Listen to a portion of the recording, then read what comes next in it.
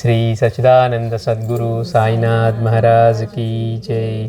మనం గత వారం సద్గురువుకి పగ్గాలు అప్పగించిన తర్వాత చింతకు తావే లేదు అన్న బాబా సూక్తికి మాస్టర్ వివరణ తెలుసుకుంటూ, అసలు పగ్గాలు అప్పగించడం అంటే ఏంటి? బాబా నేను కోరిని అన్నీ నువ్వు తీరుస్తూ ఉండడం పగ్గాలు అప్పగించడం కాదట. మనకి ఏది శ్రేయస్కరమో ఆయనే చేస్తారన్న విశ్వాసం కలిగి ఉండి, మనకి సుఖం కలిగినా కష్టం కలిగినా కూడా ఆ రెండు సమానంగా ఆయన ప్రసాదమే అన్న భావంతో ప్రేమగా స్వీకరించడమే, మళ్ళీ ఏం అడగకుండా అలా జీవించగలగడమే ఆయనకి పగ్గాలు అప్పగించడం అంటే. ఏమో బాబా ఎప్పటి నుంచో మిమ్మల్ని పట్టుకున్నా కానీ నాకు అనుకున్న పనులు కావట్లేదు అంటూ ఉన్నాం అనుకోండి, పగ్గాలు అప్పగించినట్లు కాదు. పైగా తనకు కావాల్సింది చేయమని అడిగేవాడు శిష్యుడే కాదు అన్నారు. వైద్యుడి దగ్గరికి వెళ్ళి మీరు ఏ మంది పడితే అదే ఇవ్వద్దండి, నాకు ఇది ఇవ్వండి అంటామా? కనుక అదే అంటున్నారు మాస్టర్ గారు. అట్లా పగ్గాలు అప్పగించాలంటే మనకి ఇప్పుడు ఆయన పైన మాస్టర్ గారు అంటున్నారు, ఆయన ప్రేమ పైన, జ్ఞానం పైన, సర్వజ్ఞత పైన, సమర్థత పైన అత్యంత విశ్వాసం ఉండాలి. అలా ఉన్నప్పుడే ఇప్పుడు మనకి వాడికి డ్రైవింగ్ రాదండి అని అన్నాం అనుకోండి, మనం కారు పక్క సీట్లో కూర్చుంటామా? ఎప్పుడు కూర్చోగలుగుతాం మనం కాన్ఫిడెంట్గా? వాళ్ళకి బాగా వచ్చాడు డ్రైవింగ్, నేను రాత్రిపూటైనా నేను కళ్ళు మూసుకుని నిద్రపోయినా పర్వాలేదు, వాడి మేలుకొనే ఉంటాడు డ్రైవరు అన్నప్పుడే. లేకపోతే వాడైనా మన ఇంట్లో వాళ్ళైనా, నేను నిద్రపోయినా పక్కన కూర్చొని మాత్రం నిద్రపోడండి, డ్రైవింగ్ గట్టిగా చేస్తాడు అన్నప్పుడే రాత్రి మనం పక్కన కూర్చొని నిద్రపోగలం. కానీ లేకపోతే భయంతో కళ్ళు తెరుస్తూ ఉంటాం, కళ్ళు మూసుకోవడం తెరవటం అంటే ఏంటి? మనం నిద్రపోతే పక్కన కూడా నిద్రపోతారేమో అని. అంటే చిన్న చిన్న వాటికే మనం అలా నమ్మాలంటే అంత విశ్వాసం ఉండాలి. మనకి పగ్గాలు అప్పగించి జీవితం అంతా ఆయన పాదాల దగ్గర పెట్టి మనం నడుచుకోవాలంటే అటువంటి సద్గురువు పట్ల ఎంతటి, ఆయన పట్ల అంటే ఆయన ప్రేమ పట్ల, ఆయన సమర్థత పట్ల, ఆయన సర్వజ్ఞత పట్ల, వీటన్నిటి పట్ల కూడా అలాంతటి పూర్ణమైన విశ్వాసం ఉండాలి. ముందు అసలు అవన్నీ కలగాలంటే మనకి ఆయన ఎంతటి వాడో తెలుసుకోవాలి. దాని గురించి అంతగా ఆయన గురించి తెలుసుకుంటే కదా. అందుకే మాస్టర్ గారు ఏమంటారు, మన గురువు గురించి ఎంతగానో తెలుసుకుంటూ ఉండాలట. అంతేగాని ఆ కథలు విన్నామండి, ఆయన గొప్పవారిని విన్నామండి, అయిపోయింది అన్నాం అనుకోండి, మనకే ఉపయోగం లేదు. ఎందుకని? మనసు ఇంకా ఇంకా తెలుసుకోవాలి. అసలు నేను బాబాని అడగక్కర్లే, ఏది కావాలో ఆయన చూసుకుంటారు. ఇబ్బందిలో ఉంటే ఆయనే చూస్తారు. లేదు నేను పెద్ద ఇబ్బంది పడాల్సి ఉంటే దాన్ని తగ్గించైనా కొంతలోనే పోగొడతారు. అంటే అంతటి విశ్వాసం ఉండాలి. అయితే ఇదంతా బాగానే ఉంది, కానీ మాస్టర్ అంటున్నారు, ఎటు మన రుణానుబంధాలని కర్మను బట్టి కష్టసుఖాలు సంప్రాప్తిస్తాయి, కానీ గుర్తించడమే కనుక మార్గం అయితే, కష్టాలను తప్పించడం, సుఖాలను ప్రాప్తింపజేయడం కోసం కాకుంటే ఇక సద్గురువుని సేవించడం ఎందుకు? మళ్ళీ ఉందండి, అన్నీ మనం చేసుకున్న వాటిని బట్టే, మన కర్మని ప్రారంధాన్ని బట్టే మనకి అన్నీ అందుబాటులోకి వచ్చేట్లయితే, గురువుని ఇవేమీ అడగకుండా బాబా నన్ను కష్టాలు తొలగించు, సుఖాలు ప్రసాదించని కోరడం కాకుండా ఉండటం అయితే అసలు ఇంకా సద్గురువుని ఎందుకు ఆశ్రయించాలి అనిపిస్తుంది మనకి. ఇప్పుడు చాలామంది మనల్ని అంటూ ఉంటారు, మీరు ఆయన ఆశ్రయించి ఏం పొందారంటారు. అంటే ఏంటి? ఇదేదో మనం అది చేస్తే ఇది పొందేస్తామని. కానీ అసలు గురువు అంటే ఎవరు? మనిషి మనం ఎందుకు జన్మకు వచ్చాము, అజ్ఞానంలో ఎలా బతుకుతున్నాము? అందుకని మాస్టర్ గారు అంటున్నారు, అందుకే అవగాహన లేనిదే భక్తి కుదరదు అంటున్నారు. మనకి జీవితం పట్ల, కష్టం ఎందుకు వస్తుంది, మనకి సుఖం ఎందుకు ఉంటుంది, అసలు నిజమైన ఆనందం అంటే ఏంటి, క్షణం మాత్రమే ఎందుకు ఉంటుంది, మనం వేటి ద్వారా పొందుతున్నాము, ఎప్పుడో జరిగిన విషయాలు ఇప్పుడు స్మరించి కూడా ఆనందంగా ఉంటే ఆనందం పొందుతాం, అబ్బా అట్లా చేశారండి అని. బాధ పెట్టిన విషయం ఇప్పుడు తలుచుకొని 100 సంవత్సరాల క్రితం జరిగినా కానీ మళ్ళీ అదే బాధ, అదే ఫీలింగ్ తోటి పడుతూ ఉన్నాం. అంటే అవగాహన కలిగినప్పుడు మాత్రమే మనకి ఈ ఆనందం ఏంటి, కష్టం అంటే ఏంటి, సుఖం అంటే ఏంటి, మనిషి సుఖాన్ని ఎందుకు కోరుకుంటున్నాడు అనిపిస్తుంది. అందుకని మాస్టర్ గారు అంటున్నారు, మనం అనుకునేవి దుఃఖం అంటే మనం సొంత డెఫినేషన్ పెట్టుకుంటాము. ఏదో ఆప్తుల యొక్క రోగమరణాదులు, లేకపోతే మనకు వచ్చిన ఇబ్బందులు, ఆరోగ్యం బాగోపోవటం, ఇవే దుఃఖం అనుకుంటూ ఉన్నాం. కానీ దుఃఖం అంటే అది కాదట. ప్రతి క్షణం ఎన్ని ఉన్నా కానీ మనకి ఇంకా ఏదో కొరతగా ఉండటమే దుఃఖం అన్నారు. మనకి లేనివి పక్కన వాళ్ళకి ఉండడం కూడా దుఃఖమే అంటున్నారు. ఎందుకని? నేను ఎప్పటి నుంచో అనుకుంటున్నానండి అది తీసుకోవాలని, కానీ నాకు రాలేదు, వాళ్ళకి వచ్చింది అంటాం. అయిపోయింది. మనం ఏదో కష్టపడి ఏదో సాధించుకున్నాం, ఏమోనండి ఇది ఉంటుందో ఉండదో, ఎంతకాలం ఉంటుందో అని భయపడుతూ ఉంటాం. అంటే అందుకే మాస్టర్ గారు అంటున్నారు, కోరింది లభించకపోవడం, లభించింది వృద్ధి చెందకపోవడం, వృద్ధి చెందింది మళ్ళీ దాన్ని తిరిగి కోల్పోయే ప్రమాదం ఉండటం, ఇవన్నీ కూడా దుఃఖమే. కోరదగినది ఏదైనా మరొకరికి లభ్యమవుతుందేనన్న అసూయ, ద్వేషం అన్నీ దుఃఖాలే. అంటే దుఃఖం అంటే ఏదో కాదట. ఎప్పుడు మన దగ్గర ఎన్ని ఉన్నా మనకు తెలుసు. గత 10 ఏళ్ల క్రితంకి ఇప్పటికి మనం చూసుకుంటే మంచి పొజిషన్‌లో ఉన్నాం అనుకున్నా కానీ, దుఃఖం మాత్రం డబల్ అయింది. ఆర్థికంగా పెరిగి ఉంటే పెరిగి ఉండొచ్చు. అంటే దానికి దీనికి అసలు సంబంధమే లేదు. అప్పుడు అనుకుంటాం ఇంకొంచెం గనుక ఉంటే మనం హాయిగా ఉంటామని. అంతగా 10 రెట్లు ఉన్నా కూడా మనం ఈరోజు హాయిగా ఉంటాం. ఎందుకని? అప్పుడున్నది అదే దుఃఖం, ఇప్పుడున్నది అదే దుఃఖం. అందుకని ఈ దుఃఖం ఇవన్నీ కూడా దుఃఖం అనే వృక్షం యొక్క కొమ్మలు, ఆకులు అంటున్నారు మాస్టర్ గారు. సద్గురువుని పట్టుకొని ఉత్తమమైన శ్రేయస్సును పొంది ఈ దుఃఖ నివృత్తిని కలిగించుకోవడమే అసలు మన లక్ష్యం. అందుకే సంసారాన్ని వృక్షం అన్నారు పెద్దలు. అంటే ఏంటి? సద్గురువుని పట్టుకుంటే ఇప్పుడు ఇమీడియట్ కోరిక తీరడం కాదు మనకు జరిగేది. లేకపోతే ఆయన తీరుస్తాడా తీర్చడం తర్వాత విషయం. మన సద్గురువుని ఎందుకు ఆశ్రయించాము అంటే ఈ దుఃఖ వలయంలో నుంచి బయటపడాలి. ఎప్పుడు ఆనందంగా ఉండే జీవితం. మనం ఇప్పుడు బాబా ఉన్నారు, వేపాకులు తింటున్నా ఆనందంగానే ఉన్నారు, తినకుండా ఆనందంగానే ఉన్నారు, ఎండలో ఉన్నా అట్లానే ఉన్నారు, చెట్టు కింద ఉన్నా అట్లానే ఉన్నారు, భూగృహంలో ఉన్నా అట్లానే ఉన్నారు, వర్షంలో ఉన్నా అట్లానే ఉన్నారు. అయ్యో నాకు మేడ ఉంది కాబట్టి ఆనందంగా ఉన్నాను అనుకుంటున్నారా? ఆయన భవనం ఉంది కాబట్టి అనుకుంటున్నారా? గోనిపట్ట మీద కూర్చుంటున్నారు, కింద దుప్పటి పరుచుకొని నిద్రిస్తున్నారు, అయినా కానీ పరమానందంలో ఉంటున్నారు. అన్ని పోనీ అలాంటి వారు ఏమైనా దాచుకుంటున్నారా? అన్నీ ఇచ్చేస్తున్నా అంతే ఆనందంగా ఉంటున్నారు వచ్చినవన్నీ. అంటే ఎందుకంటున్నామంటే మన దగ్గర ఏమున్నాయి, మన చుట్టూ ఏమున్నాయి, మన ఆలోచనలతోటి వీటితో కాదు ఆనందం అనేది. ఆనందం అనేది ఆ స్థితి, తృప్తి స్థితి. అది పొందటమే మన లక్ష్యం సద్గురువుని ఆశ్రయించి. ఎందుకు సద్గురువుని ఆశ్రయించామంటే మనది చాలా పెద్ద టార్గెట్. కానీ అది తెలియక ఏమనుకుంటున్నాం, అమ్మో ఇప్పుడు కష్టం ఉంది ఇమీడియట్గా. అందుకని కష్టాలు ఎందుకు వస్తాయి, కర్మ ఎలా మనకి చుట్టుకుంటుందని తెలిసినప్పుడు మనం ఏం చేస్తాం? ఆయన యొక్క బోధతోటి వాటితోటి మళ్ళీ అలాంటి తప్పులు చేసి అలాంటివి పొందకుండా ఉండేందుకు మనం అటువంటి క్రమశిక్షణతో కూడిన జీవితం, అన్ని రూపాల్లోనూ ఆయనే ఉన్నారని గుర్తుపెట్టుకోవడం అనేది మనం ప్రయత్నం చేస్తాం. కనుక ఆ దుఃఖ నివృత్తి కోసం మన సద్గురువుని పట్టుకుంది. అంటే బాబాని మరి కష్టాల కోసం, కోరికల కోసం కాకపోతే ఇంకెందుకు పట్టుకుంది అంటే మన దుఃఖ నివృత్తి కలగటం కోసం. ఈ దుఃఖం అంటే అది ఎప్పుడో జరిగేది కాదు, ప్రతి క్షణం మనలో ఉంది. అసంతృప్తిగా మనం ఉంటూ ఉన్నాం చూసారా? ఎన్ని ఉన్నా అసంతృప్తే ఉంటుంది. లేదు ఇది ఒక్కటి జరిగితే బాగుంటుంది అనుకుంటాం, అది తీరి 10 తీరినా కానీ మళ్ళీ మనకి ఇంకోటి ఉంటుంది. అంటే మనం ఆ అజ్ఞానం అనేది మనలో పోయేంత వరకు మనం ఈ దేహం కాదు, భగవంతుడి చైతన్యమే మనం అని తెలిసి అనుభవంతో జీవించే వరకు ఈ దుఃఖం అనేది మనల్ని వదలదు. అది చెప్తున్నారు మాస్టర్ గారు మనకి. మనిషికి మరణం అంటే ఎందుకు భయం అంటే తెలియకపోవడం వల్ల. పోనీ జీవితం అంటే తెలుసా అంటే తెలియదు. ఈ దేహమే నేను అనుకుంటున్నాం, మన ఆలోచనలే నేను అనుకుంటున్నాం.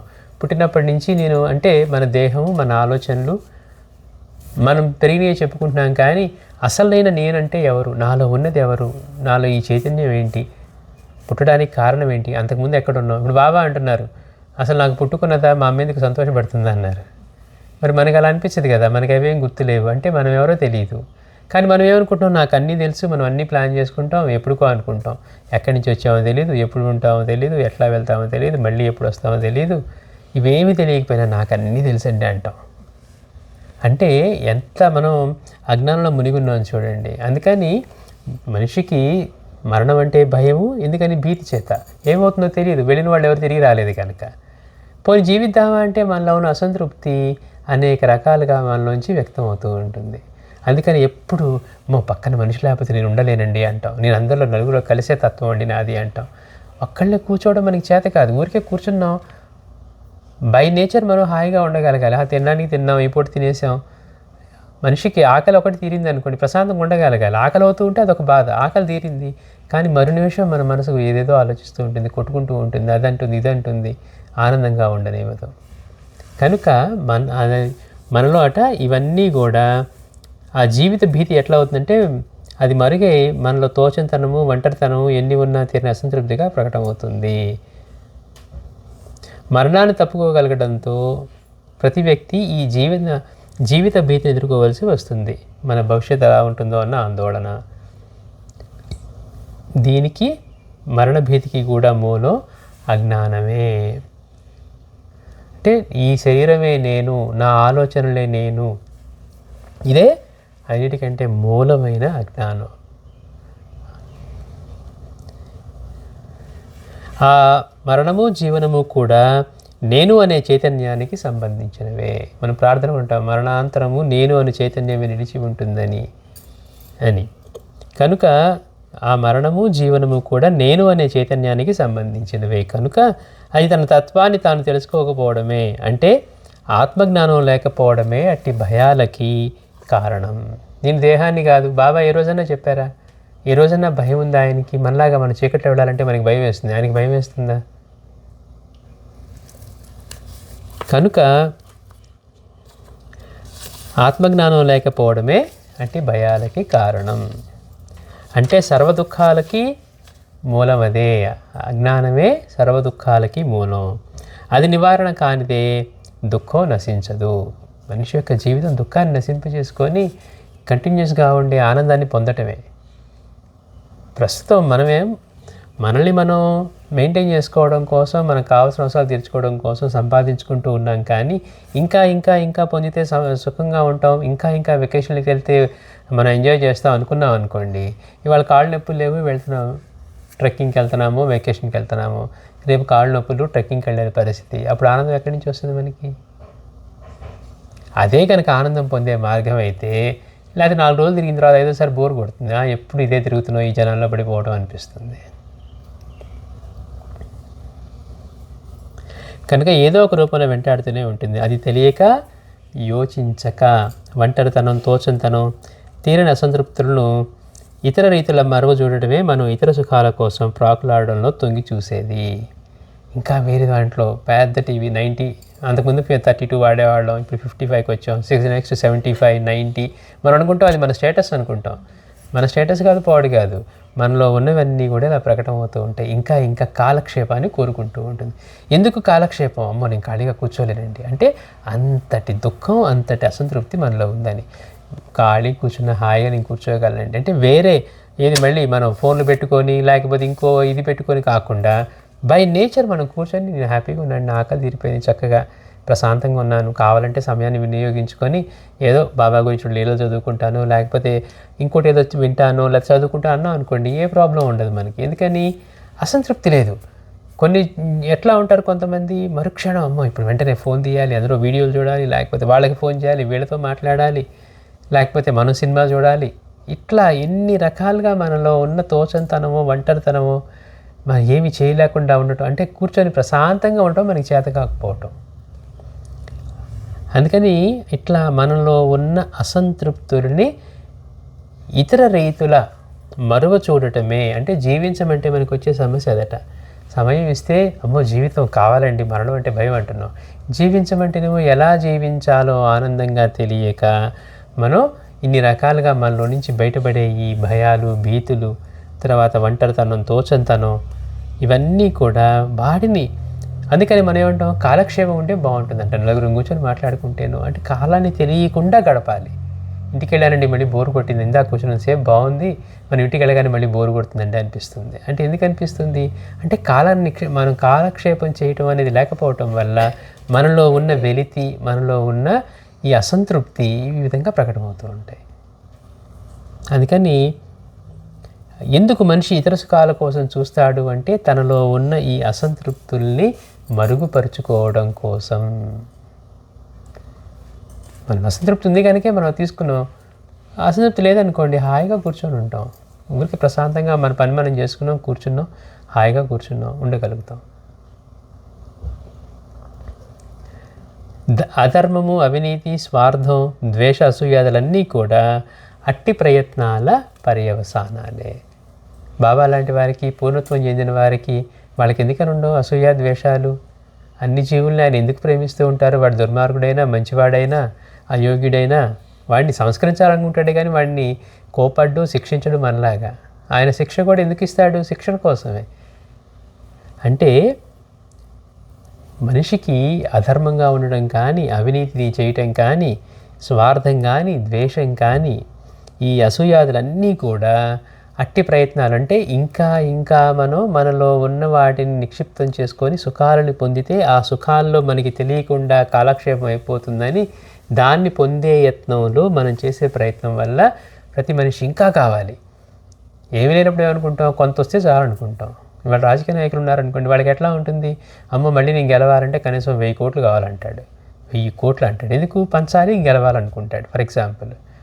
అంటే ఇంకా ఇంకా ఇంకా ఇంకా కావాలనే దగ్గరే. అయితే అవి మూల సమస్యను గుర్తించకుండా దోపభూయిష్టమైన ఈ క్రియాకలాపాల్లో కాలం గడిపేయడానికి మాత్రమే ఉపకరిస్తాయి. ఏమోనండి, నేను అసలు నా నేచర్ ఇది, మనం ఇలా కూర్చోలేమంటాం, అది గొప్పతనంగా చెప్తున్నాం. అంత అసంతృప్తి ఉంది మనలో, అంత అశాంతి ఉంది అనే విషయాన్ని గుర్తించకుండా మనం వేరే దానిలో, నేను అటు వెళ్తే కాలక్షేపం అవుతుంది, ఇటు వెళ్తే కాలక్షేపం అవుతుంది, ఖాళీగా ఉండే బదులు ఏదో మాల్కి వెళ్ళి తిరిగేసి వస్తానంటూ ఉన్నాం అనుకోండి, దానిలో గుర్తించవలసింది ఏంటి, మనలో అంత దుఃఖం ఉంది, అంత అసంతృప్తి ఉంది, దాన్ని మనం ఎట్లా తగ్గించుకోవాలి అనే దాన్ని గుర్తించకుండా ఈ కాలక్షేపం అయిపోయిన తర్వాత ఆ కాలక్షేపం అయిపోయిన తర్వాత ఈ కాలక్షేపం, ఇవన్నీ చేస్తూ ఉన్నాం అనుకోండి, అంటే కాలాన్ని క్షిప్తం చేస్తూ ఉన్నాం. అంటే మనకి జీవించడం కూడా భయమే అంటున్నారు మాస్టర్ గారు. ఈ రెండిటికి, జీవితం అన్నా భయం, మరణం అన్నా భయం, ఈ రెండిటికి కారణం ఏంటి, అజ్ఞానం.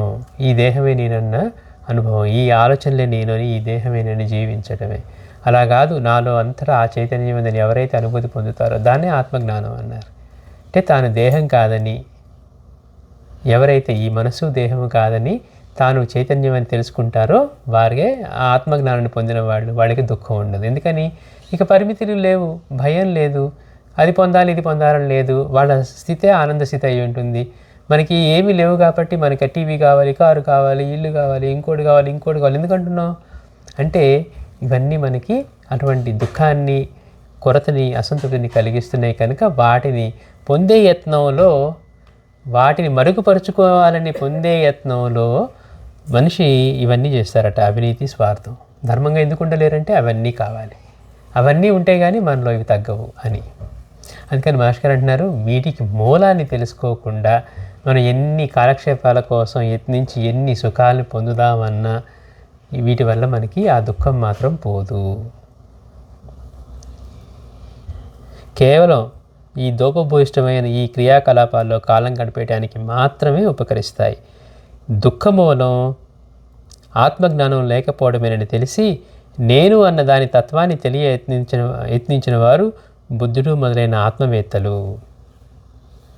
అంటే ఆ దుఃఖం పోవడానికి తెలుసుకోవాల్సింది ఏంటి, నేను అంటే ఏంటో తెలుసుకోవటం. నేను అని అందరం అంటూ ఉంటాం, ఎవరి గురించి చెప్పమన్నా నేను అని అంటాం. కానీ ఆ నేను అనేది ఏంటి, మనం అనుకుంటున్నాం నేను అంటే ఏదో శరీరం అనుకొని మనం అనుకుంటాం. కానీ మనం చెప్పేటప్పుడు, శరీరం గురించి చెప్పేటప్పుడు ఇది నా చేయి అంటాం, నేను అనం. చూడండి, నేను అని లోపల దాన్ని అంటూ ఉన్నాం, బయట ఇది చెయ్యి ఎవరిది అంటే చెయ్యి నేనేనండి అనం, ఈ చెయ్యి నాదండి అంటాం, ఈ కాలు నాదండి అంటాం. అంటే నాది అంటే ఏంటి, అది చెందింది. మనం ఈ పెన్ను నాది అంటే ఇది నాది అని. అట్లాగే మన దేహం గురించి చెప్పేటప్పుడు, అవయవాల గురించి చెప్పేటప్పుడు కూడా ఇది నాది అంటాం, కానీ నేను అని మాత్రం అనం. నేనే చెయ్యండి, నేనే ముక్కండి, నేనే కన్నండి అని ఎప్పుడన్నా అంటామా, ఇవి నా కళ్ళండి, నా ముక్కండి అంటాం. అంటే అది మనం పొసెస్ చేసింది, మాటల్లో కూడా తెలుసు, కానీ మనకి అనుభవంలో మాత్రం అజ్ఞానమే ఉంది. అది తెలుసుకుంటే అది పొందిన వాళ్ళకే ఈ దుఃఖం అనేది నివృత్తి అవుతుంది. ఎందుకు సాయిని ఆశ్రయించాలి, కష్టాలు సుఖాలు పోగొట్టుకోవడం కోసం కాదా, సుఖాలు పొందడం కోసం కష్టాలు పోగొట్టుకోవడం కాదా అంటే, అవి ఎన్ని పొందినా మనలో ఉన్న ఈ అజ్ఞానాన్ని తొలగించుకోకపోతే మనలోని దుఃఖం వదలదు, ఎన్ని జన్మలకైనా వెంటాడుతూనే ఉంది. అజ్ఞానంలో ఉన్నాం కనుక మనం ఎంతటి గురువుని సేవిస్తూ ఉన్నా మళ్ళీ అజ్ఞానంలో చేసే పనులే చేస్తూ ఉంటాం కనుక ఈ చక్రంలోంచి బయటపడటం కష్టం అవుతుంది. ఇప్పుడు ఎవరైనా ఎందుకు ఆశ్రయించాలండి బాబా అని అన్నారనుకోండి, కష్టాలు సుఖాలు కాదు, చేసుకుంటూ పోవడమే. ఆ అనుగ్రహం పొంది ఆ స్థితి పొందే వరకు చేసుకుంటూ పోవడమే. బాబా ఏమంటున్నారు, నా గురించి చింతన చేస్తూ ఉంటే వాడి కర్మ నశిస్తుంది, వాడే నేనుగా మారిపోతారని అభయం ఇచ్చారు. అందుకోసం చేస్తున్నా, నా కష్టం తీరుతుందా, కోరిక తీరుతుందా కాదు. లేదు, ఎప్పుడో విపరీతమైన ఇబ్బంది ఉంది, బాబా దీనిలో సహాయం చేయని అని అర్థించి పారాయణ చేసుకోవడం. కానీ ఆ కోరిక తీరడం కోసమే బాబాని పట్టుకొని పారాయణ చేసుకోవడం కాకుండా, అంటే మనలో ఆ పరిణితి వచ్చిందనుకోండి, నేను బాబాని పట్టుకుంది నాలో దుఃఖ నివృత్తి కలిగించుకోవడానికి. మళ్ళీ ఎన్ని జన్మలకు వస్తుందో మళ్ళీ ఆయన సేవ చేసుకునేది, తర్వాత జన్మలో నాకు ఎలాంటి భావం ఉంటుందో లేదో, ఇప్పుడు నేను చేసే వాటి వల్ల ఎలాంటి జన్మలు పొందుతానో, ఇప్పుడు అవకాశం ఉన్నప్పుడే నేను ఆయన గురించి ఎంతగా నేను రోజులో సమయాన్ని కేటాయించగలుగుతాను నా శ్రేయస్సు కోసం అనేది మనం తెలుసుకుంటే, అప్పుడు ఓహో నేను బాబాని ఎందుకు ఆశ్రయించాను, ఇది కదా బాబా చెప్పింది, జన్మకు వచ్చింది ఎందుకు, పిడకలు ఏరుకోవడానికా అంటే గురువుని తెలుసుకొని మనం ఆ దుఃఖంలో నుంచి బయటపడటానికి, దుఃఖ విముక్తే మనకి ఆనంద స్థితి. ఇట్లా ప్రయత్నించిన వాళ్ళు బుద్ధుడు మొదలైన ఆత్మవేత్తలు. నిజానికి మాస్టర్ గారు కూడా అదే, మనకి బుద్ధుడి గురించి చెప్తున్నారు కానీ మాస్టర్ గారు కూడా తన అట్లా మాస్టర్ గారు వాళ్ళ అన్నయ్య వాళ్ళ చిన్న బాబుకి అట్లా మరణం సంభవించినప్పుడు 2 ఏళ్లకి మాస్టర్ గారు అంతగా కలత చెందారు. ఇది ఎంతో గొప్ప ముహూర్తం అని చెప్పుకునే సమయంలో ఆ బిడ్డ పోవటం గొప్ప ముహూర్తం అయితే ఆ బిడ్డలా పోయాడు, పైగా పుట్టినవాళ్ళు ప్రతి వాళ్ళు పోవాల్సిందేనా, దీన్ని జయించే మార్గమే లేదా అని ఆయన ఎంతో శోధన చేసి ఆయన దానికోసం తపన పడి ఆ స్థితిని పొందారు బాబా దగ్గర. అందుకని మనకేంటి ఇప్పుడు మనం అంతా మళ్ళీ అవన్నీ తెలుసుకోవాల్సిన అవసరం లేదు. మనకి బాబా మార్గం అందించారు, అనుగ్రహం పొందే మార్గం చెప్పారు. ఆయన ఆశ్రయిస్తే ఏమవుతారో చూపిస్తూ ఉన్నారు. మాస్టర్ గారే అందుకు ఉదాహరణ. అంటే అట్లాంటి స్థితిని ఇస్తానంటున్నారు, అమరత్వాన్ని ఇస్తానంటున్నారు. ఆయనలాగా ఎప్పుడు కావాలంటే మనం భయపడకుండా జీవించి ఆనందంగా తృప్తిగా జీవించేట్టు ఉండేట్టుగా చేయగలుగుతారు.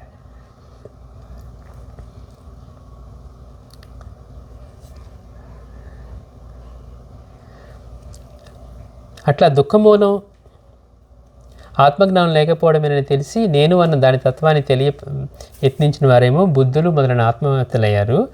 సృష్టితత్వాన్ని తెలుసుకోచూచిన వారేమో శాస్త్రజ్ఞులయ్యారు. అదేంటికి పైనుంచి కిందకు పడుతుంది, ఇదేందుకు ఇలా తిరుగుతుందని దాని గురించి అట్లా ఆలోచించిన వాళ్ళేమో సైంటిస్టులు అయ్యారు.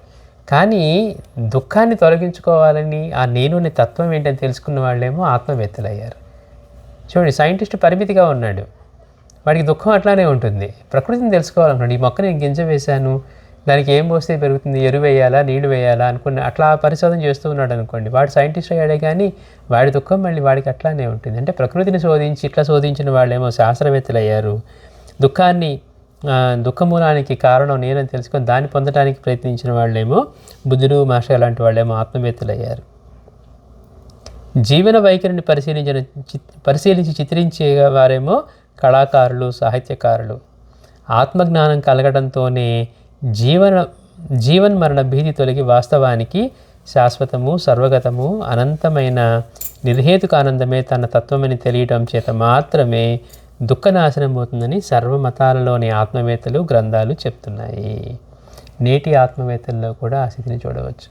మిగిలిన వాళ్ళు, సృష్టిని గమనించిన వాళ్ళు, జీవనశైలిని గమనించిన వాళ్ళు సైంటిస్టులు, ఆర్టిస్టులు అయ్యారే కానీ ఎవరు కూడా జ్ఞానులు కాలేదు. జ్ఞానులైన వాళ్ళు మాత్రమే ఈ దుఃఖ నివృత్తి కలిగించుకొని వాళ్ళు దుఃఖరాహిత్యాన్ని పొంది భయం అనేది లేకుండా, దేహానికి సంబంధించిన వాళ్ళు కాదు కదా, ఆ స్థితిని పొంది వాళ్ళు అలాంటి స్థితిని పొందారు.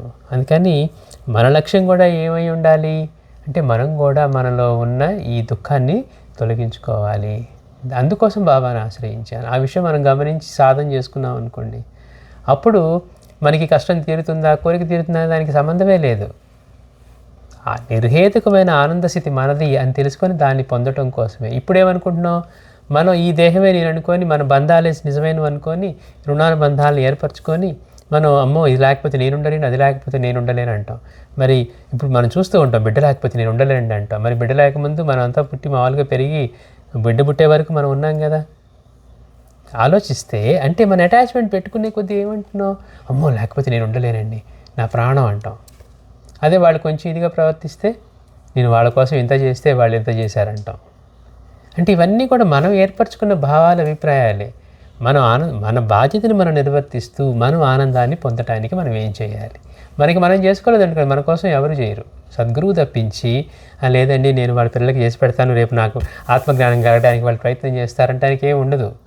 మన ధర్మంగా, మన బాధ్యతగా వాళ్ళకి కావాల్సినవన్నీ మనం చేస్తూ మన శ్రేయస్సు కోసం మనం సద్గురువుని పట్టుకొని మనం సాధించుకోవాల్సిందే. మన ధర్మంలో అందుకే అంటారు, మన ధర్మంలో ఎక్కడా వెలితి రాకుండా మనం అన్ని పనులు చేయాలి. మనకి ఇచ్చిన ధర్మాన్ని, మనకి ఏ ధర్మం ఉందో ఆ ధర్మాన్ని నిర్వర్తిస్తూ మన శ్రేయస్సు కోసం మనమే చేసుకోవాలి తప్పించి, సద్గురువు తప్పించి మనకి ఎవ్వరు. మనం అనుకుంటాం ఇవన్నీ నిజం, ఇవన్నీ నిజం, ఇవన్నీ నిజం, వాళ్ళు లేకపోతే నేను ఉండలేను, వీడు లేకపోతే నేను ఉండలేను, అమ్మో వాళ్ళతో మాట్లాడకుండా ఉండలేను, ఇన్ని రకాలుగా మనం అన్ని బంధించుకుంటూ ఉంటాం. ఇవన్నీ లేకముందు మనం ఉన్నాం. చూడండి గమ్మత్తు, ఇవన్నీ తర్వాత మనం ఏర్పరచుకున్నవే. పిల్లలు పెద్ద వెళ్ళిపోయిన తర్వాత వాళ్ళు మరి పట్టించుకుంటారు లేదో కూడా తెలియదు, కానీ మనం మాత్రం కొట్టుకుంటూనే ఉంటాం. అందుకని మన ధర్మాన్ని, మన బాధ్యతల్ని నిర్వర్తించుకుంటూ అందులో ఏ లోటు చేయకుండా మన శ్రేయస్సు కోసం మన దుఃఖ నివృత్తి కలిగించుకోవడం కోసం మనం సద్గురువుని ఆశ్రయించామని గుర్తుపెట్టుకొని మనం దాన్ని పొందడం కోసం ఆయన చెప్పినట్టుగా ఆయన నడుచుకుంటూ ఆయన అనుగ్రహాన్ని పొందడం మన లక్ష్యమై ఉండాలి. మళ్ళీ వచ్చేవారని చెప్పుకున్నాను. శ్రీ సచ్చిదానంద సద్గురు సాయినాథ్ మహారాజ్ కీ జై.